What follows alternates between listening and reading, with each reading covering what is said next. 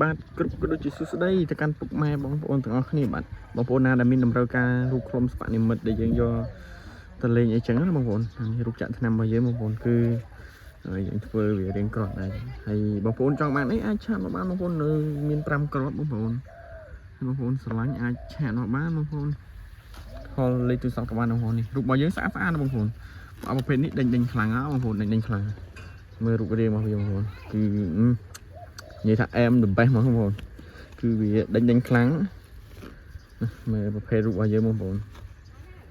ចឹងបងប្អូនណាដែលចង់បានរូបល្អរូបដេញអី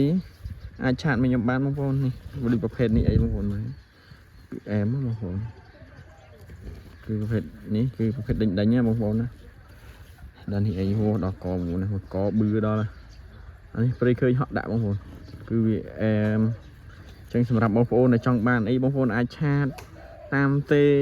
ឆាតតាម page ឬក៏តាម Telegram ឬក៏លេខទូរស័ព្ទរបស់ខ្ញុំបងប្អូនលេខទូរស័ព្ទខ្ញុំ08850 85 850បងប្អូនហើយរូបរបស់យើងមាន5គ្រាប់ហ្នឹងបងប្អូនហើយបងប្អូនណាស្រឡាញ់អីអាចឆាតមកបានបងប្អូនឆាតមកលឿនអីវ៉ាន់យើងមានតែ5ហ្នឹងទេវាចង់អស់ដែរហើយដោយសារយើងអត់សូវមានពេលលេងបានទេណាបងប្អូនអត់សូវបានលេងទេរបួសធ្វើជុំអញ្ចឹងណាហើយបងប្អូនចង់បានលឿនបងប្អូនលឿនបញ្ជាក់បន្តិចមានតែ5ហ្នឹងទេហើយបងប្អូនចង់បានអី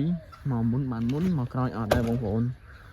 នេះរូបខ្លុំមកយើងបងប្អូនមើលទៅវាស្អាតបងប្អូនបើគុណភាពវិញធានាឲ្យអែមចឹងណាបងប្អូនមើលទៅបងប្អូនចង់បានឆាតមកលឿនបងប្អូនឆាតតាម page មកធ្លាក់ខេត្តពោធិ៍សាត់ក៏បានឆាតតាម Telegram ខ្ញុំក៏បានឆាតហើយបងប្អូនក្នុង YouTube អីអាច call តាមលេខទូរស័ព្ទខ្ញុំបានបងប្អូននៅ Telegram ខ្ញុំលេខទូរស័ព្ទ08850 85 850បងប្អូនលឿនបងប្អូនមានតែ5គ្រាប់ហ្នឹងទេចឹងមកមុនបានមុនមកក្រោយអត់ហើយបងប្អូនចឹងវីដេអូយើងមានតែប៉ុណ្្នឹងទេអរគុណច្រើន